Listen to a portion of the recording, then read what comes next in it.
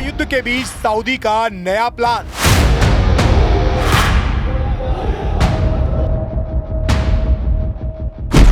Red सी तक crude oil की pipeline.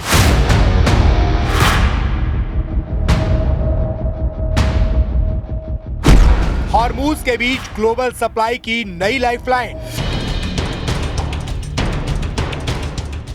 Hormuz से नहीं, अब बाब अल मंडेब से सप्लाई का प्लान।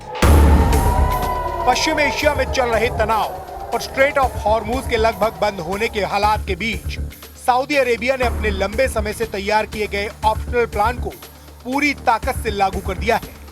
सऊदी का क्रूशियल ईस्ट वेस्ट पाइपलाइन, जो हॉर्मूज स्ट्रेट को बाईपास करता है, अब अपनी फुल कैपेसिटी यानी कि 7 मिलियन बैरल पर डे पर ऑयल पंप कर रहा है। ये जानकारी सऊदी ऑयल सेक्टर से जुड़े एक जानकार सूत्र ने दी है। इस पाइपलाइन से गुजरने वाले कुल 7 मिलियन बैरल्स में से करीब 2 million barrels Saudi domestic refineries के लिए हैं, जबकि बाकी क्रूड इंटरनेशनल मार्केट्स तक पहुंचाया जा रहा है। हॉर्मूज स्ट्रेट ट्रेडिशनली सऊदी और गल्फ रीजन के लिए मेन एक्सपोर्ट रूट रहा है, लेकिन मौजूदा संकट के बाद हॉर्मूज के साथ ग्लोबल ऑयल सप्लाई सबसे बड़ी चुनौती बन गई है। इसी संकट को देखते हुए सऊदी अरब ने रेड सी में एनबू पोर्ट को एक्टिवेट कर दिया है। अब टैंकर्स को हॉर्मूज की बजाय एनबू से ऑपरेट किया जा रहा है। मौजूदा समय में एनबू रूट से करीब 5 million barrels per day crude oil export हो रहा है। इसके अलावा सऊदी अरब 7 लाख से 9 lakh barrel per day refined product भी एक्सपोर्ट कर रहा है।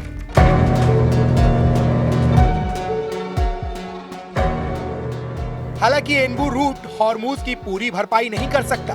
संकट से पहले हॉर्मूज स्ट्रेट से लगभग 15 million barrel per day crude oil shipment गुजरते थे, यानी बाईपास पाइपलाइन केवल सप्लाई लॉस की भरपाई कर पा रही है। एक्सपर्ट्स का मानना है यही वजह है कि ऑयल प्राइसेस अभी तक नियंत्रण में बने हुए हैं। लेकिन अब टेंशन की बात यह है कि यमन के हुथीस ने युद्ध में एंट्री की बात करते हुए वैकल्पिक मार्ग बाब अल मंडेब स्ट्रेट को बंद करने की बात की है। फिलहाल हुथीस ने रेड सी से गुजरने वाले टैंकर्स पर डायरेक्ट अटैक नहीं किया है, लेकिन अगर ऐसा हुआ तो संकट और भी ज्यादा गहरा सकता है।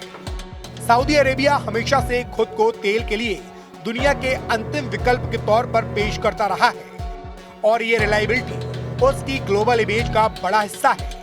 कुल मिलाकर सऊदी की ईस्ट वेस्ट पाइपलाइन इस समय ग्लोबल ऑयल मार्केट के लिए बड़ी लाइफलाइन बनकर उभरी है। लेकिन अगर हूथी बाब अल मंडेब को निशाना बनाते हैं तो तेल की ये सप्लाई चेन भी टूट सकती है।